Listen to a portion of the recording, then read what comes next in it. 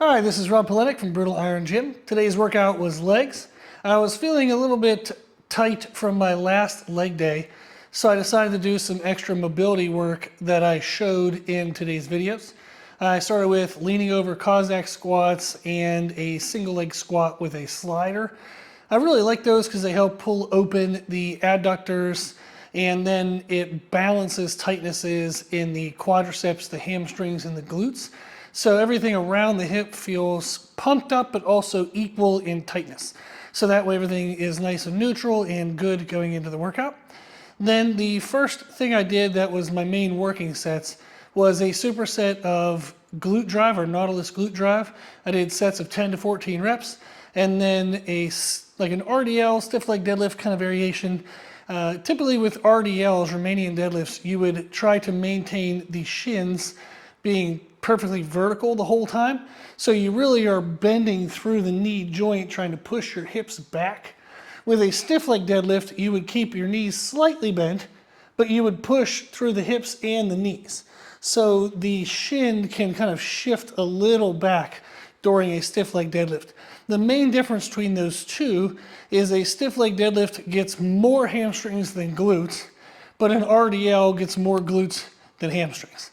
So the reason why I say I was doing a blend of the two is I don't have great mobility in my hamstrings. So anytime I do a stiff leg deadlift, it looks like an RDL anyhow. So what I was learning to do was finding a balance between the two movements to where my hamstrings and glutes felt equal. I didn't want to overemphasize one or the other. And then pairing that with the glute drive was a really good glute pump, especially in your lower glute. So if you want to build that lower kind of corner portion of the glute, this would be an excellent superset for that. After a couple heavy sets of that, I went and did the machine that's right behind me, which is our Rogers Squat Pro. I set up for a Bulgarian split squat using this stand right here. And the benefit of that is the way I had it positioned is I couldn't get out of the muscular tension. It was a forced kind of bottom three-quarter range of motion, and it just kept the pressure on the whole time. That did, which is what I wanted, it did blow up my outer quad and my adductor, and then it does use your glutes and a little bit of your hamstrings in regards to like the stretch of the bottom. So I'm going to get a little bit of glute for sure out of that, but it's mostly going to be adductor and quadricep. So that builds nice like thickness to the leg on the inside and the outside. So I really like that, and it paired well with having more of a hamstring and glute focused day. I ended up doing 5 sets on that.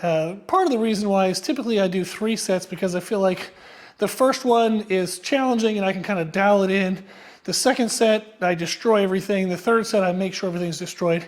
If I do a 4th set, it usually wouldn't be optimal. I'm gonna just be kind of beat up at that point. The muscles are fatigued at that point. You're either starting to lose technique quality, or you'll have to start to decrease reps and or weight to maintain technique quality. So the quality of the stimulus decreases a little. So in that case, I like to then just move into a new movement. Sometimes though, and this was an example, I'll stay with something for more than 3 working sets. The main reason why was this Bulgarian split squat. I don't like going too heavy because then the more stronger dominant muscle fibers and muscle groups will take over. And the weaker ones that I want to grow, I want to get strong, they tend to hide. So if I stay a little bit lighter and rely a little more on volume, I can get those smaller, weaker muscles more maximally challenged over the course of multiple sets rather than a heavy weight for fewer sets. So that was my leg workout today. Really good workout, again, especially if you're looking for the lower glutes and improved mobility. That mobility warm-up at the beginning is really good as well. If you give that a try, I hope you enjoy it, and thank you for watching.